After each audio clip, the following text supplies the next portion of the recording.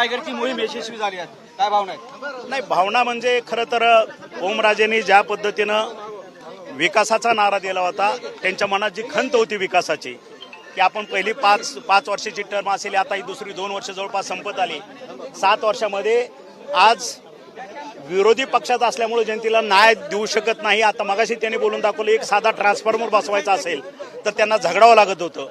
तर ह्या पद्धतीचं भारताचे आपले गृहमंत्री असतील, सहकार मंत्री असतील, अमित भाई शहाजी, शिवाय आपले मुख्यमंत्री देवेंद्रजी फडणवीस साहेब, आपले उपमुख्यमंत्री, आमच्या पक्षाचे प्रमुख एकनाथजीभाई शिंदे यांनी त्यांना वचन दिलं होतं की हा तुमचा बॅकलॉग आहे, बेरोजगारी आहे, ह्या पद्धतीचा आतापर्यंत जे तुम्ही फेस केलेला आहे, इथून पुढं एनडीला पाठिंबा देत असल्यामुळं तुम्हाला ह्याप्रमाणे प्रचंड प्रमाणात निधी, प्रचंड प्रमाणात विकास आणि बेरोजगारी संपुष्ट आणू, ह्या पद्धतीचं वचन दिलं आहे. आणि त्या वचनाची पूर्तता करण्यासाठी आज मनात किंतु परंतु न ठेवता ओमराजेंनी आज जाहीर प्रवेश करण्याचं ठरवलेलं आहे. कधीपर्यंत होईल? शिवसेनेत.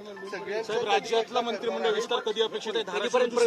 दुसरी बातमी कधी मिळेल? त्यांचा प्रवेश आता पक्षप्रमुख त्यांना तारीख देतील, त्याप्रमाणे आपण सर्वजण एकत्र जाऊन पक्षप्रवेश करू. पण हा जो एक भूमिका एनडीएला पाठिंबा देण्याची आहे, त्यांची भूमिका आज ठरलेली आहे, ती त्यांनी डिक्लेअरही करून टाकली. धाराशिवला दुसरी सुखद बातमी कधी मिळेल?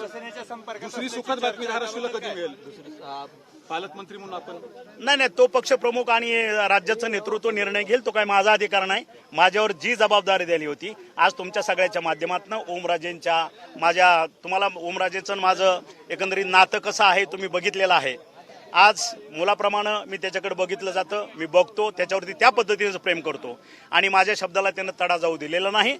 हे एक मी माझा अभिमान समजतो आणि त्याच्याविषयी मला प्रचंड अभिमान आहे. तानाजी सावंतांना जी जबाबदारी दिली, तानाजी सावंतांनी ती अतिशय चांगली पार पडली असं म्हणायचं का? आणि ती जबाबदारी पार पाडत असताना नेमकी काय आव्हानं तुम्हाला आली होती?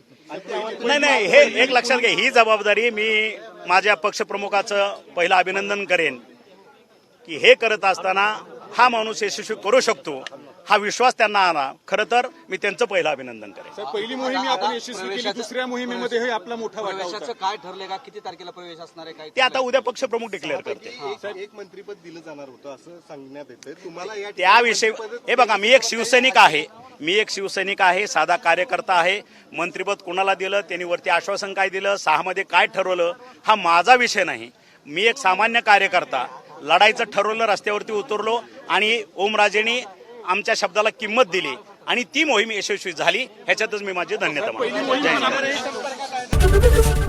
एबीपी माझा, उघडा डोळे बघा नीट.